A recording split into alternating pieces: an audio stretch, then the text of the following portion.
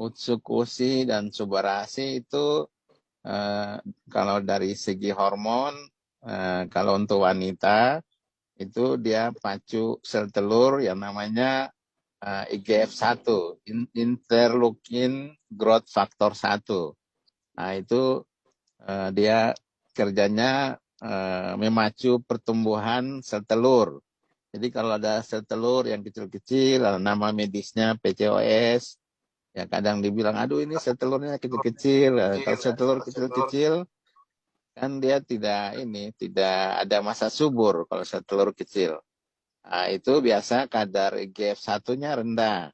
Nah, nutrisi ini dia bisa memacu, menstimulasi atau memacu IGF-1, akhirnya eh, folikel atau sel telur itu tumbuh dan bisa terjadi masa subur. Nah, begitu, bundaku. Nah, Nah, dokter, selama ini kan dokter udah mulai kasih ke pasiennya juga dengan terapi ini ya. Nah, dokter lihat ya, persentase kemungkinan mereka hamil, yang kadang-kadang mereka tuh udah puluhan tahun atau berapa tahun nggak hamil segala macam. Dokter lihat persentasenya banyak nggak yang akhirnya berhasil setelah mereka terapi dengan nutrisi ini, dok?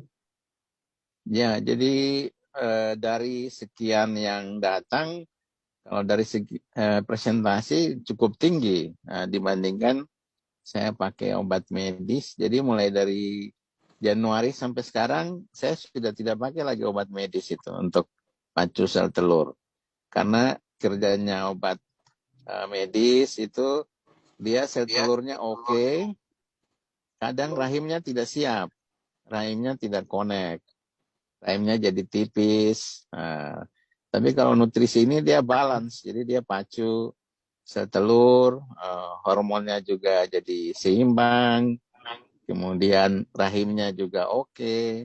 Nah, rahim oke itu kalau kita USG itu sel telur ukurannya di atas 18 mili, kemudian rahimnya tuh kayak ada garis 3, kita biasa bilang garis tri eliminasi. Jadi ketebalannya tuh bisa 10 sampai 12 mili. Nah, itu kan dia connect namanya, balance-nya connect. Kalau obat medis itu ada yang sel telurnya oke, tapi rahimnya jadi tipis.